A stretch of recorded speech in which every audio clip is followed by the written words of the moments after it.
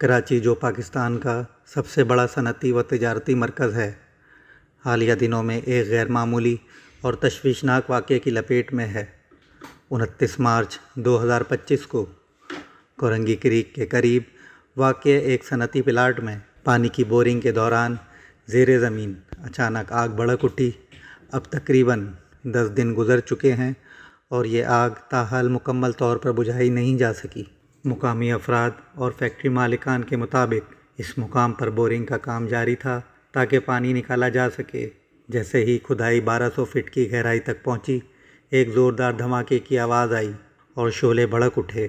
ماہرین کا خیال ہے کہ یہ آگ زیر زمین موجود بایوجینک میتھن گیس کے اخراج کی وجہ سے لگی، جو بورنگ کے دوران خارج ہو گئی اور کسی چنگاری یا حرارت کی موجودگی میں فوراً آگ بھڑک اٹھی۔ یہ آگ عام آگوں سے مختلف ہے کیونکہ یہ زمین کے اندر جل رہی ہے۔ فائر بریگیڈ کی گاڑیوں نے ابتدا میں پانی اور فوم کے ذریعے اسے بجھانے کی کوشش کی، مگر یہ کارآمد ثابت نہ ہو سکی۔ زیر زمین آگ کو بجھانا ایک انتہائی مشکل اور طویل عمل ہوتا ہے کیونکہ اس کا ایندھن، گیس یا دیگر آتش گیر مواد زمین کے اندر چھپا ہوتا ہے۔ پاکستان پیٹرولیم لمیٹڈ اور دیگر تحقیقی اداروں نے اس واقعے کی سائنسی تحقیق کی۔ پانی اور مٹی کے نمونوں میں درج ذیل زہریلے کیمیکلز پائے گئے۔ بینزین ایک سرطان پیدا کرنے والا کیمیکل ہے۔ ٹولین دماغی و اعصابی نظام کو متاثر کر سکتا ہے۔ ٹیٹرا کلورو ایتھین جگر، گردوں اور پھیپھڑوں کو نقصان پہنچا سکتا ہے۔ ان کیمیکل کی موجودگی اس بات کی علامت ہے کہ اس علاقے میں صنعتی فضلہ یا گیس کی قدرتی ذخیرہ اندوزی موجود ہو سکتی ہے۔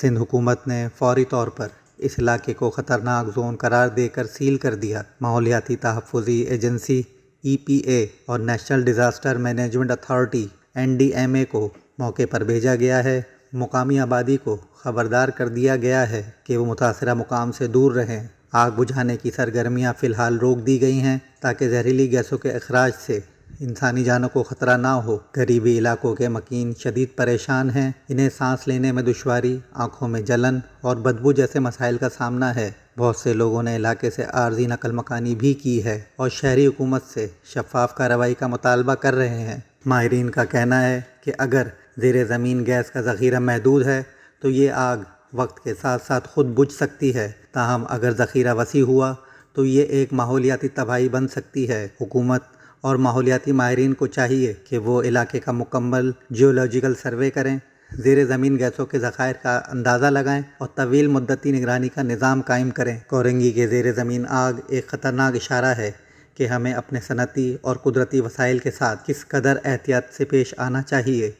یہ واقعہ ہمیں یاد دلاتا ہے کہ ماحولیاتی تحفظ محض اختیاری نہیں بلکہ ہماری بقا کے لیے لازمی ہے۔